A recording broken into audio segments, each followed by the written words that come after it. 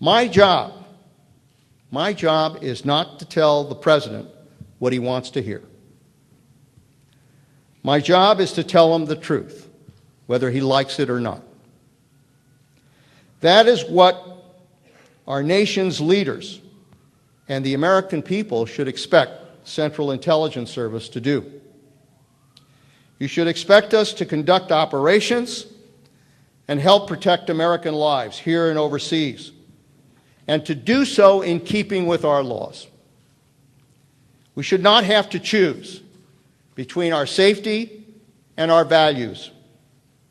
That must be the fundamental rule as to how you achieve national security in a free society. You should expect us at the CIA to live by that rule. You should expect us to support our men and women in uniform, deploying to the field alongside the military, as we do, so that our war fighters have the information they need in order to prevail. You should expect us not only to know today's threats, but identify emerging dangers and opportunities. It is the duty of the CIA, perhaps more than any other agency, to minimize the risk of surprise. Ultimately, the CIA will be judged, and our value to the United States will be measured by our success in delivering on the expectations I just outlined. We strive to meet those expectations by bringing powerful and unique capabilities to our defense. We deploy case officers throughout the world to find secrets that the United States can get no other way. We build and deploy technical tools that provide clandestine access to essential information. We provide independent, all-source analysis of a full range of national security issues, both tactical and strategic.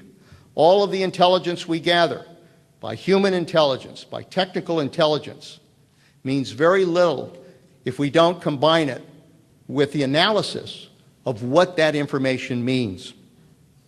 And we conduct covert action at the direction of the President. Here our mission moves beyond just acquiring information to taking action. And we do it in a way that represents the kind of covert action that every president has used since Harry Truman. These core tasks, each of them central to the CIA's mission since its founding, are performed by our clandestine service officers, by our analysts, by our scientists, by our technicians, and they're enabled by an infrastructure and a professional support staff that is without comparison in the intelligence community.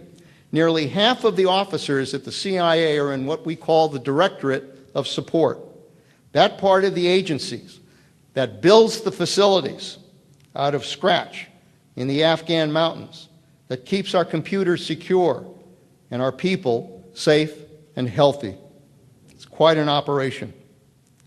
My responsibility as director is to ensure that the agency's talented people and robust capabilities are responding to the needs, the intelligence needs of the nation. And that we are responding with honesty and with integrity and with accuracy. My goal is to bring the CIA, in a word, into the 21st century with a workforce that reflects the nation we serve and the world we live in. Let me tell you about what we're doing in some of the high priority areas. There are 4 areas I want to discuss: counterterrorism, counterproliferation, cybersecurity, and the global arena in terms of our target responsibilities. On counterterrorism, this is the priority role that we are involved with. The President has made very clear that job 1 is to disrupt, dismantle, and defeat al-Qaeda and their extremist allies. Working closely with our allies throughout the world, the United States has made, I believe, significant progress against this very dangerous enemy. In the tribal areas of Pakistan, Al-Qaeda's senior leaders are under tremendous pressure. Top-ranking terrorists, rank-and-file militants have been taken off the battlefield in rapid succession. The aggressive campaign that began last year, we believe, is disrupting Al-Qaeda's operations and their training, making it more difficult for these groups to raise the money, to plot attacks, and to plan for the future. The combination of these operations, plus now the boots on the ground, the fact that the Pakistani military is moving into the Fatah, the tribal areas where these terrorists and where Al-Qaeda are located, provides a very important 1-2 punch that is critical to disrupting Al-Qaeda's ability to conduct effective operations. As successful as our efforts have been in the Afghan-Pakistan border, the CIA cannot be satisfied. It is not enough simply to disrupt the danger emanating from the tribal areas today. We have got to anticipate that Al-Qaeda, their next move will be to find other safe havens. And our challenge is to block its flight to those safe havens. The agency has sharpened its focus on places where Al-Qaeda will run to regroup, and they usually move to failed states. We are looking at Somalia, at Yemen, North Africa, areas in Southeast Asia. We have to be ready if the enemy shifts major resources to these areas and to these safe havens. This is not about simply monitoring the process.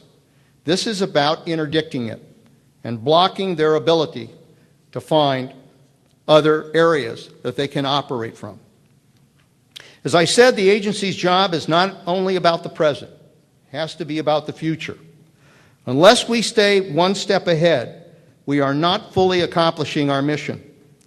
We take the same approach to our work in Iraq and Afghanistan. CIA officers have been fighting Al-Qaeda and its allies in Afghanistan since September of 2001. Today, we are expanding operations in the field and adding staff at headquarters. More officers from every part of the agency are now being deployed to that country. The mission, as laid out by the President, is to help stabilize Afghanistan so that it never becomes a safe haven for Al-Qaeda. No matter how U.S. policy there evolves, the CIA will be very close to the center of that effort. And the reason is clear. You can't make good policy unless you understand the people, the situation on the ground, the tribes, the districts, the history, the culture, the politics of this tortured nation. And that's largely the job of the CIA. In Iraq, too, our officers are making a difference during this critical transition period. CIA is now planning for a post-war footprint in that country. We will have to do our job under vastly different circumstances than in the past 6 years. As the military draws down, there will be no corresponding drawdown in the demand for intelligence. Policymakers will continue to rely on the CIA to collect information, to assess and understand the remaining threats to Iraq's long-term peace and stability. General Odierno, Prime Minister Maliki, the leadership there has said we need to have this intelligence more now than ever as our military draws down. The second area I wanted to talk about is counterproliferation. Helping to stop the deadly spread of weapons is another top priority for the CIA. The demand for intelligence is very high as policymakers and diplomats grapple with how we respond to the nuclear programs, particularly in Iran and North Korea. Some excellent intelligence work made possible the President's public disclosure last month that Iran was building an undeclared uranium enrichment plant. This is the kind of intelligence success that usually is never heard about. But in this instance, it established the fact that we had gathered the intelligence on this facility over a period of time, working with our allies, working with our foreign partners. We knew what Iran was up to.